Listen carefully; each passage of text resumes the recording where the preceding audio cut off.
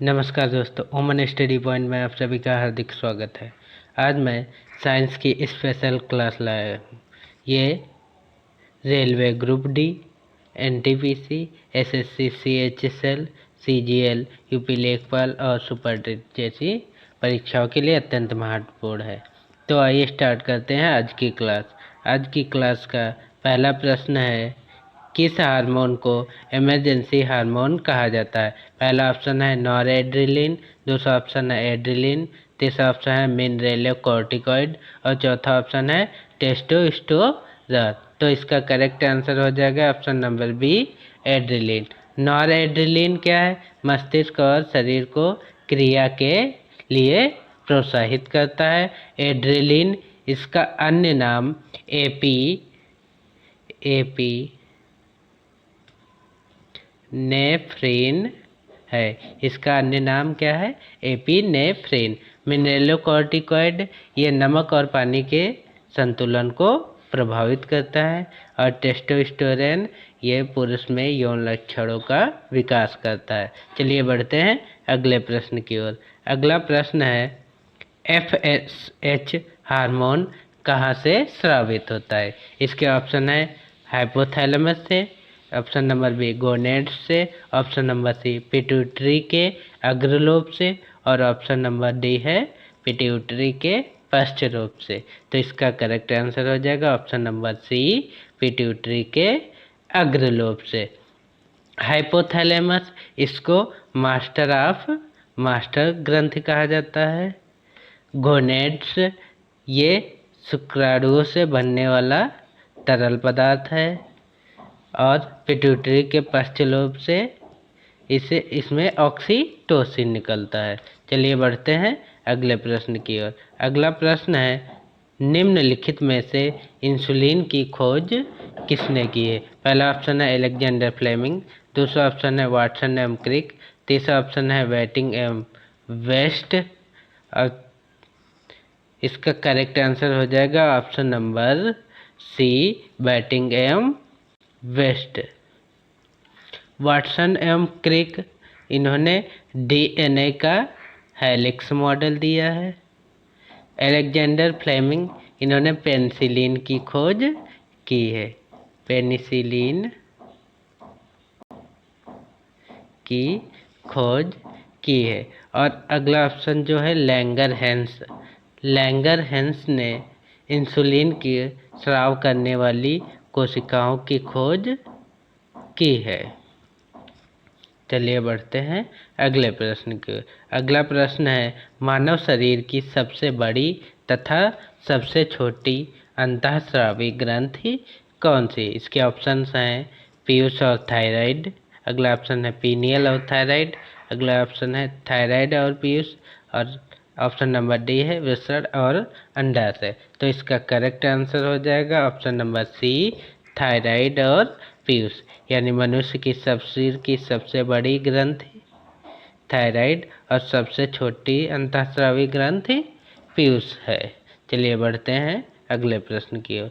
अगला प्रश्न है, कैल्सिटोनिन का क्या कार्य है? पहला ऑप्शन है रक्त में कैल्शियम के स्तर को घटाना, दूसरा ऑप्शन है रक्त में कैल्शियम के स्तर को बढ़ाना, तीसरा ऑप्शन है स्टेरॉइड संश्लेषण को प्रेरित करना और चौथा ऑप्शन है रक्त नलिकाओं में जल के अवशोषण को बढ़ाना।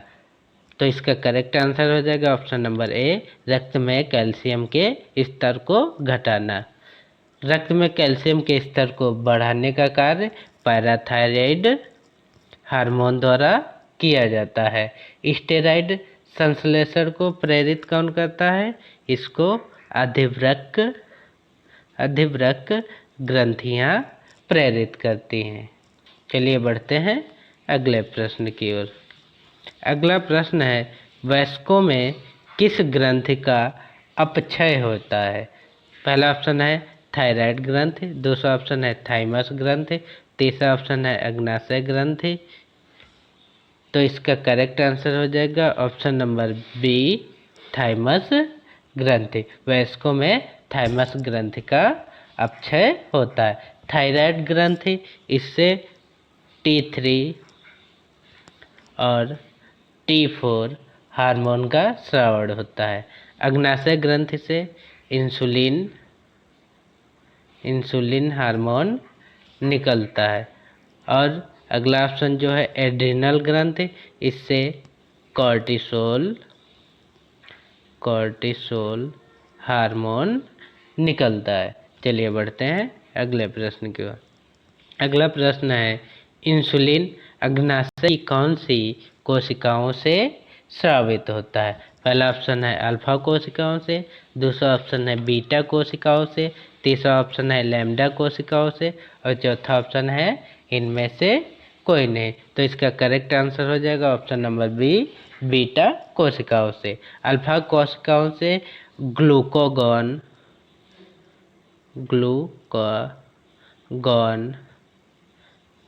ग्लूकागॉन का स्रावण होता है और लैम्डा कोशिकाओं से इंसुलिन और ग्लूकागॉन दोनों का स्रावण होता है।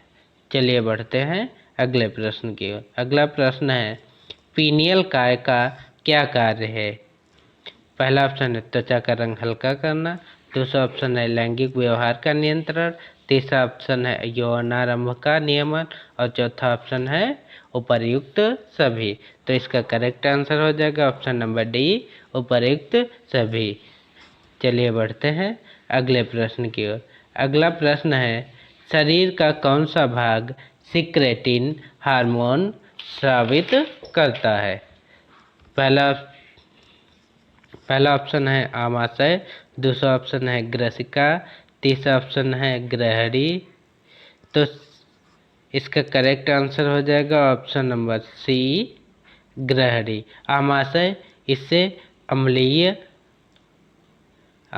से अम्लीय जठर रस निकलता है। चलिए बढ़ते हैं अगले प्रश्न की ओर। अगला प्रश्न और ये मोस्ट इम्पॉर्टेंट प्रश्न है, सर्वप्रथम खोजा गया हार्मोन कौन सा है। पहला ऑप्शन है सोमैटोस्टेटिन, दूसरा ऑप्शन थाइमोसिन, तीसरा ऑप्शन है इंसुलिन और चौथा ऑप्शन है सिक्रेटिन। तो इसका करेक्ट आंसर हो जाएगा option number D, secretin. Somatostatin ये क्या है, ये एक ग्रोथ हार्मोन है। थाइमोसिन ये टी लिम्फोसाइट्स का विभेदीकरण करता है। थाइमोसिन का कार्य क्या है, टी लिम्फोसाइट्स का विभेदीकरण। और इंसुलिन की कमी से मधुमेह रोग होता है। चलिए बढ़ते हैं अगले प्रश्न की ओर। अगला प्रश्न है प्लूमर रोग का मुख्य लक्षण क्या है। पहला ऑप्शन है थायराइड में गांठें बन जाना, दूसरा ऑप्शन है हृदय धड़कन की दर में कमी, तीसरा ऑप्शन है पसीने का अधिक स्रावन और चौथा ऑप्शन है भोजन में आयोडीन की कमी। तो इसका करेक्ट आंसर हो जाएगा ऑप्शन नंबर ए, थायराइड में गांठें बन जाना। हृदय में धड़कन की कमी में ये हृदय रोग में होता है। पसीने के अधिक स्रावण ये हाइपर हाइड्रोसिस कहलाता है। पसीने का अधिक स्रावण क्या कहलाता है, हाइपर हाइड्रोसिस। और भोजन में आयोडीन की कमी से घेंघा रोग होता है। चलिए बढ़ते हैं अगले प्रश्न की ओर। अगला प्रश्न है थायराइड हार्मोन के अतिस्रावण से यानी अत्यधिक स्रावण से कौन सा रोग होता है। पहला ऑप्शन है हाशीमोटो, दूसरा ऑप्शन है बेसडव रोग, तीसरा ऑप्शन है जड़ मानवता रोग, चौथा ऑप्शन है रतौंधी रोग। तो इसका करेक्ट आंसर हो जाएगा ऑप्शन नंबर बी, बेसुडाऊ रोग। हाशीमोटो रोग इसका अन्य नाम क्या है, इसको क्रोनिक लिम्फोसाइटिक थायराइडिसिस भी कहते हैं। क्रोनिक लिम्फोसाइटिक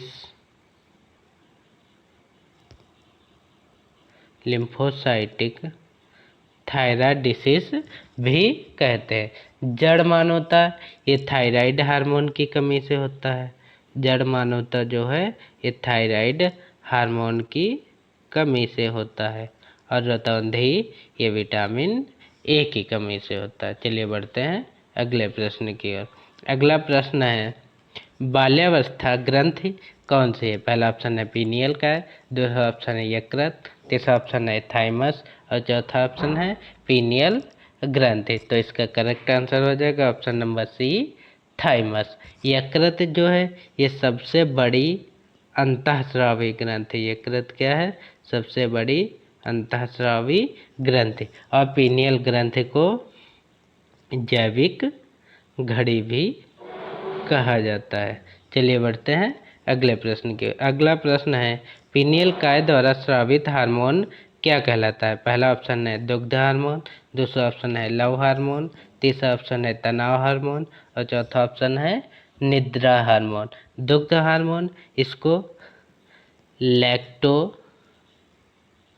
लैक्टोजेनिक, दुग्ध हार्मोन को लैक्टोजेनिक ट्रॉपिक हार्मोन कहते हैं। लव हार्मोन ये ऑक्सीटोसिन हार्मोन होता है, इसको क्या कहते हैं? ऑक्सीटोसिन। तनाव हार्मोन को कॉर्टिसोल कहते हैं। तनाव हार्मोन को क्या कहते हैं? Cortisol hormone. और निद्रा हार्मोन जो पीनियल काय द्वारा स्रावित होता है। इसके अलावा एक हार्मोन होता है आनंद हार्मोन। आनंद हार्मोन इसको